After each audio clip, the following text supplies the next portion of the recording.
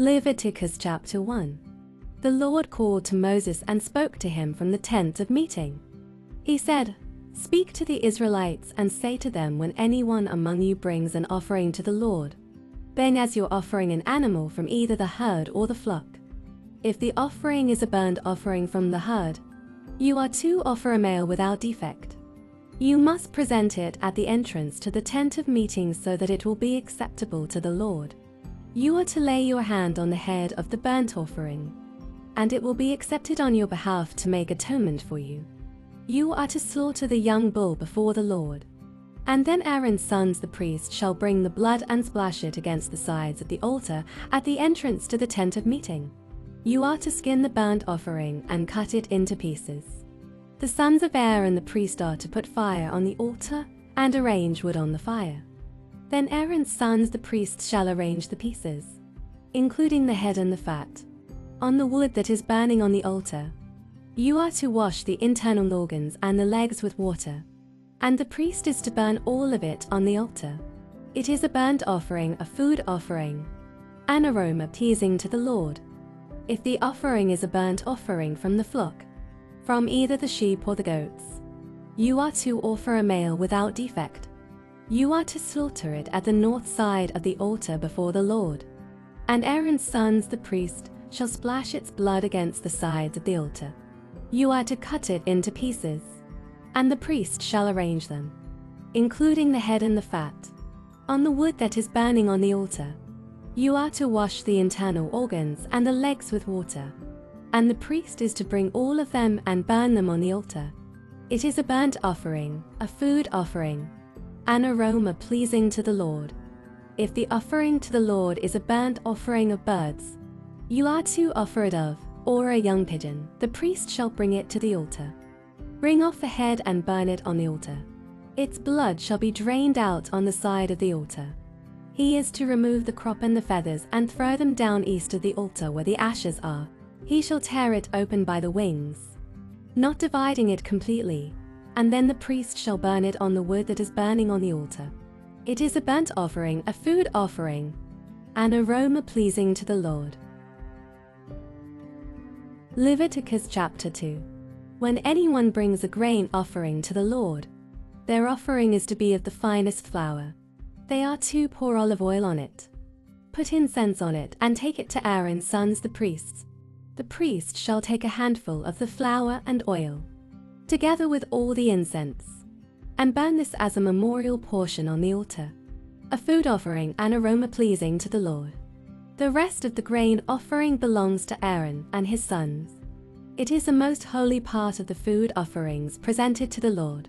If you bring a grain offering baked in an oven, it is to consist of the finest flour, either thick loaves made without yeast and with olive oil mixed in, or thin loaves made without yeast and brushed with olive oil.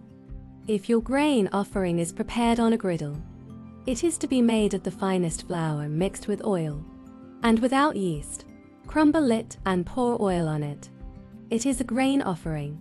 If your grain offering is cooked in a pan, it is to be made of the finest flour and some olive oil. Bring the grain offering made of these things to the Lord. Present it to the priest, who shall take it to the altar. He shall take out the memorial portion from the grain offering and burn it on the altar as a food offering, an aroma pleasing to the Lord. The rest of the grain offering belongs to Aaron and his sons. It is a most holy part of the food offerings presented to the Lord. Every grain offering you bring to the Lord must be made without yeast, for you are not to burn any yeast or honey in a food offering presented to the Lord. You may bring them to the Lord as an offering of the first fruits, but they are not to be offered on the altar as a pleasing aroma. Season all your grain offerings with salt. Do not leave the salt of the covenant of your God out of your grain offerings. Add salt to all your offerings. If you bring a grain offering of first fruits to the Lord, offer crushed heads of new grain roasted in the fire. Put oil and incense on it. It is a grain offering. The priest shall burn the memorial portion of the crushed grain and the oil, together with all the incense, as a food offering presented to the Lord. Leviticus Chapter 3. If your offering is a fellowship offering, and you offer an animal from the herd, whether male or female, you are to present before the Lord an animal without defect. You are to lay your hand on the head of your offering and slaughter it at the entrance to the tent of meeting. Then Aaron's sons the priest shall splash the blood against the sides of the altar. From the fellowship offering you are to bring a food offering to the Lord, the internal organs, and all the fat that is connected to them, both kidneys with the fat on them near the loins, and the long lobe of the liver, which you will remove with the kidneys. Then Aaron's sons are to burn it on the altar on top of the burnt offering that is lying on the burning wood. It is a food offering, an aroma pleasing to the Lord. If you offer an animal from the flock as a fellowship offering to the Lord, you are to offer a male or female without defect. If you offer a lamb, you are to present it before the Lord. Lay your hand on its head and slaughter it in front of the tent of meeting. Then Aaron's sons shall splash its blood against the sides of the altar. From the fellowship offering you are to bring a food offering to the Lord, its fat, the entire fat tail cut off close to the backbone, the internal organs and all the fat that is connected to them, both kidneys with the fat on them near the loins, and the long lobe of the liver, which you will remove with the kidneys. The priest shall burn them on the altar as a food offering presented to the Lord. If your offering is a goat, you are to present it before the Lord. Lay your hand on its head and slaughter it in front of the tent of meeting. Then Aaron's sons shall splash its blood against the sides of the altar.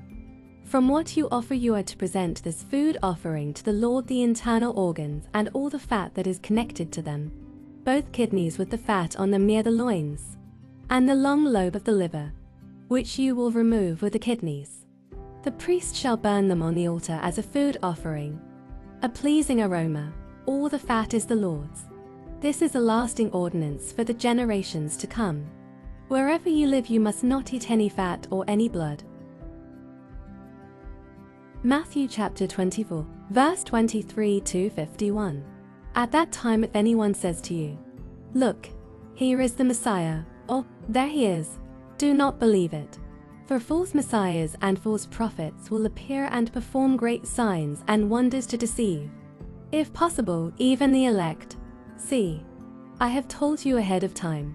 So if anyone tells you, "There he is, out in the wilderness," do not go out, or "Here he is, in the inner rooms," do not believe it. For as lightning that comes from the east is visible even in the west, so will be the coming of the Son of Man. Wherever there is a carcass, there the vultures will gather. Immediately after the distress of those days, the sun will be darkened, and the moon will not give its light. The stars will fall from the sky, and the heavenly bodies will be shaken. Then will appear the sign of the Son of Man in heaven. And then all the peoples of the earth will mourn when they see the Son of Man coming on the clouds of heaven, with power and great glory. And he will send his angels with a loud trumpet call, and they will gather his elect from the four winds, from one end of the heavens to the other. Now learn this lesson from the fig tree. As soon as its twigs get tender and its leaves come out, you know that summer is near. Even so, when you see all these things, you know that it is near, right at the door. Truly I tell you, this generation will certainly not pass away until all these things have happened. Heaven and earth will pass away, but my words will never pass away. But about that day or hour no one knows, not even the angels in heaven, nor the Son, but only the Father. As it was in the days of Noah, so it will be at the coming of the Son of Man. For in the days before the flood, people were eating and drinking, marrying and giving in marriage, up to the day Noah entered the ark.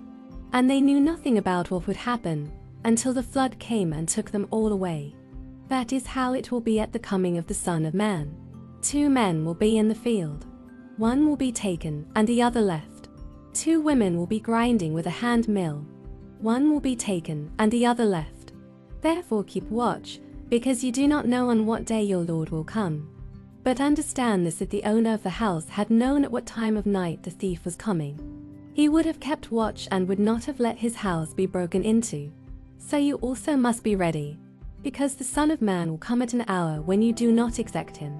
Who then is the faithful and wise servant, whom the master has put in charge of the servants in his household to give them their food at the proper time?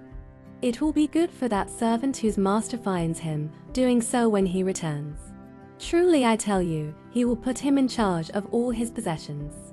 But suppose that servant is wicked and says to himself, "My master is staying away a long time," and he then begins to beat his fellow servants and to eat and drink with drunkards. The master of that servant will come on a day when he does not expect him, and at an hour whereof he will cut him to pieces and assign him a place with the hypocrites, where there will be weeping and gnashing of teeth.